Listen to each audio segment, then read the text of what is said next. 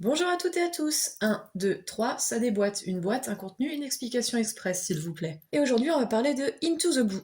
En jeu pour 20 minutes de 2 à 5 joueurs dès 8 ans. Dans Into the Blue, on incarne une équipe de plongeurs à la recherche de mystérieux trésors qui se cachent sous l'océan. On lance chacun notre tour les 6 dés pour réaliser des suites de chiffres qui permettront de déposer nos coquillages sur les différents paliers de plongée dans le but d'en obtenir le contrôle. On peut lancer les dés 3 fois maximum et indépendamment les uns des autres pour réaliser la suite. Si on ne possède pas de suite croissante, la plongée est infructueuse et on passe au joueur suivant. Si on possède une suite croissante, la plongée est réussie et on peut poser des coquillages en fonction de la profondeur et du nombre à poser. Par exemple, ici, j'ai 1, 2, 3. Donc ça se suit.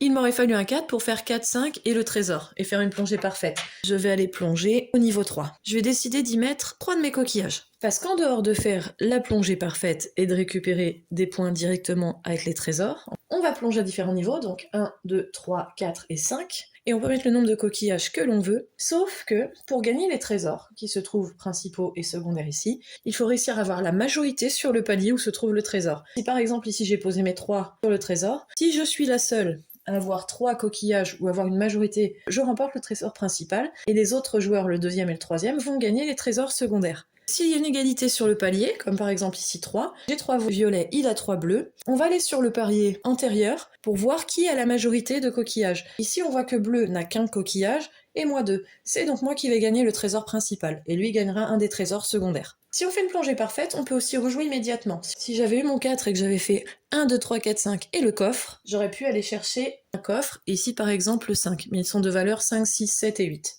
La fin de partie est déclenchée soit si un joueur pose son dernier coquillage, ou si un joueur gagne le dernier coffre au trésor. Chaque joueur additionne leurs valeurs. Le joueur ayant le score le plus élevé remporte la partie. À vous de jouer!